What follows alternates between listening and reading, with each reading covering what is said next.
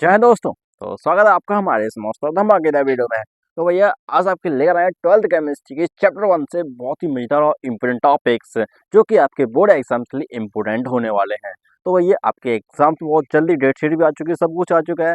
तो भैया आज आपको बताएंगे विलियन, जिसको सॉल्यूशंस भी बोलते हैं, उसके इम्पोर्टेंट टॉपिक्स बताने वाले हैं। बहुत ही मजेदार टॉपिक है, बहुत ही इंपॉर्टेंट है, याद रखिए। इनसे ही क्वेश्चन आएंगे, क्वेश्चन बाहर नहीं जाने वाले टॉपिक से। अच्छा, कौन सा टॉपिक है, चलिए सुनिए। सबसे पहला आपका टॉपिक है कौन सा भैया, हेनरी का नियम।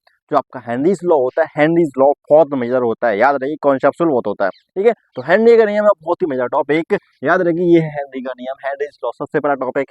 दूसरा आपका अड़ोसन के गुणधर्म, कॉलिगेट प्रॉपर्टी भैया बहुत मजेदार होता है। यहाँ से न्यूमेरिकल क्वेश्चन देखने को मिलता है। क्या मिलता है? न्यूमेरिकल क्वेश्चंस, याद रखिए न्यूमेरिकल से इसी से मिलते हैं। ठीक है, और भैया अगला जो टॉपिक है वो है राउल्ट का नियम। ये राउल्ट लॉ होता है, इसका डेरिवेशन कैसे आता है, राउल्ट का नियम कैसे आप इसको सिद्ध करोगे, कैसे आप प्रूफ करोगे, इससे क्वेश्चन देखने को मिल सकता है। ठीक है, एंड भाई अगला जो टॉपिक है, मतलब जो नेक्स्ट टॉपिक है वो है बिलियन के प्रकार।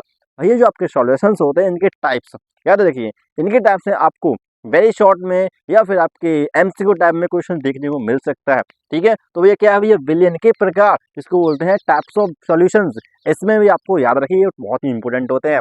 अगला टॉपिक है भैया क्या, सांद्रता व्यक्त करने वाले पद। कहने का मतलब बहुत मजेदार है। यहाँ पे आपको मोलरता, मोलरता, मतलब द्रव्यमान प्रतिशत, आयतन प्रतिशत, ये सब यहाँ पे आपको पढ़ना पड़ेंगे।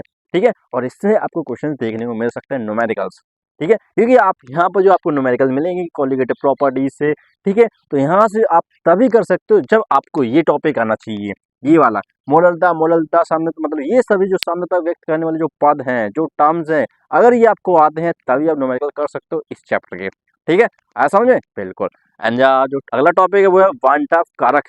जो वांटाफ गुणांक होता है ना, आई, हाँ, इसको पता होना बहुत जरूरी है। आता है भैया, क्वेश्चन इस पे पूछे जाते हैं। ठीक है, 2 से 3 मार्क्स में भी और 4 से 5 मार्क्स में भी। ठीक है, एंड अगला टॉपिक है आदर्श और अनादर्श विलयन। कहने का मतलब ये जो आपके आदर्श और अनादर्श विलयन है, ये आपका पार्ट है राउल्ट के नियम का, एक तरह से इसका राउल्ट का नियम, इसी के बेस पे ये डिवाइडेड है।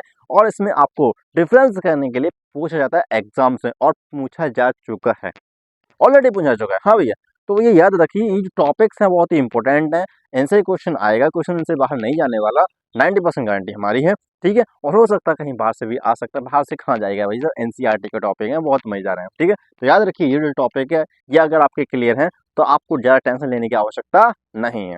ठीक है, ज़्यादा टेंशन लेने की आवश्यकता नहीं है, इसलिए आपका क्लियर हो जाएगा।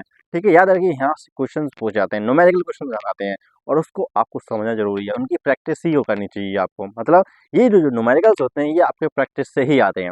ठीक है, तो कैसा लगा वीडियो बताइए कमेंट सेक्शन में, और अगर न्यूमेरिकल चाहिए तो बता दीजिए, एक बार कलेक्ट कर दीजिए, मिल जाएंगे आपको न्यूमेरिकल क्वेश्चंस भी। ठीक है, कराएंगे बहुत सिंपल तरीके से। तो अभी सीरीज चल रही है किसकी, इम्पोर्टेंट टॉपिक्स की। ठीक है, तो चलिए चलेंगे। तो कैसा लगा वीडियो बताइए कमेंट सेक्शन में, और अगर वीडियो अच्छा लगता है तो लाइक, शेयर, सब्सक्राइब करना बिल्कुल ना भूलिए।